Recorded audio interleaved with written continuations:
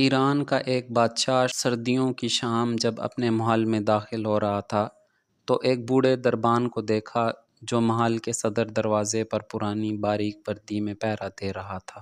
بادشاہ نے اس کے قریب اپنی سواری کو رکوایا اور اس ضعیف دربان سے پوچھنے لگا، سردی نہیں لگ رہی؟ دربان نے جواب دیا، بہت لگتی ہے حضور، مگر کیا کروں، گرم وردی نہیں ہے میرے پاس، اس لیے برداشت کرنا پڑتا ہے۔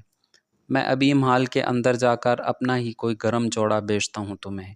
دربان نے خوش ہو کر بادشاہ کو فرشی سلام کہے اور بہت تشکر کا اظہار کیا، لیکن بادشاہ جیسے ہی گرم محل میں داخل ہوا، دربان کے ساتھ کیا ہوا وعدہ بھول گیا۔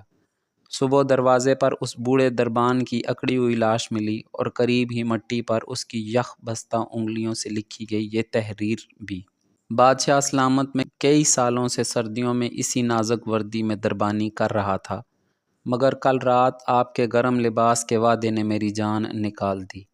سہارے انسان کو کھوکھلا کر دیتے ہیں، اسی طرح امیدیں کمزور کر دیتی ہیں۔